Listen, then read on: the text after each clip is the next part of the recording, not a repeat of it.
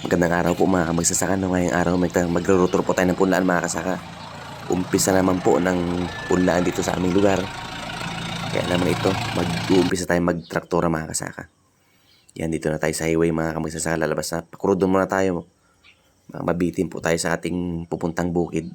Medyo malayo-layo mga kasaka. Kabilang barangay pa po. Ngayong araw mga kasaka ay October 21. Tinawag tayo dito sa kabilang barangay. Medyo malayo-layo. Kaya naman sasabihin ko dun sa may-ari na pag maramihan na ako pa rin tatawagin niya magtraktora mga kasaka kasi malayo mga magsasaka. No? Ang ruruturin ko sa kanya mga kasaka, yung punlaan pa lang po.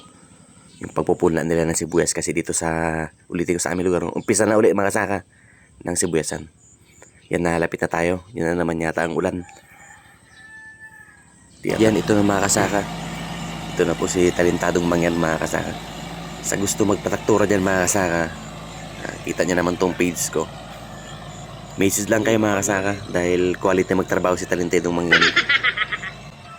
Yan, ito na yung punlaan niya mga kasaka. Medyo maluwang-luwang rin po to.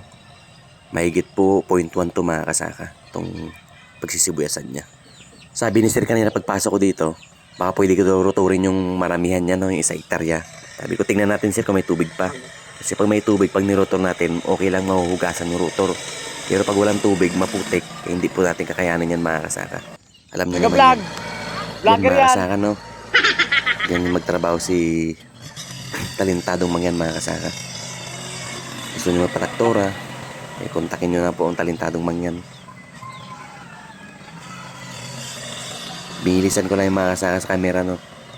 Pero hindi po ganyan magtraktora, mabagal lang po. Kumpleto pala yan mga kasaka. Meron pong squadron yan. Yan rotor yung ginagamit ko ngayon. Meron pong panglinya rin po ako mga kasaka. Yung pangguwit kung tawagin, yung tataniman mo na lang. Kumpleto yan mga kasaka.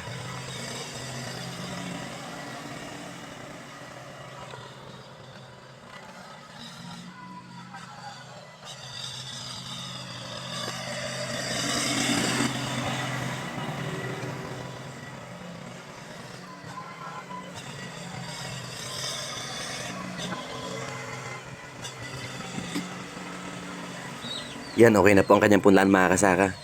Kain daw po muna kami mga kasaka.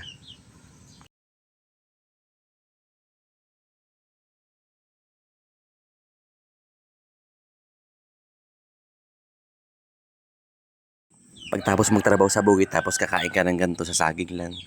Tapos gulay, ang sarap mga kasaka. Salamat mga kasaka, sunod po ulit nating pagbablog. Samahan niyo po ako. Talentadong Mangyan mga kasaka.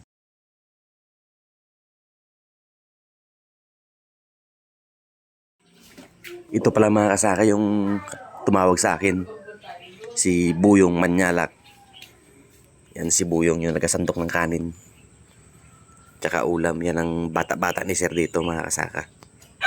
Gwapong-gwapong Buyong. Pakita ka nga yung pakita ka. Yan si Buyong. Salamat mga kasaka. Next vlog po uli.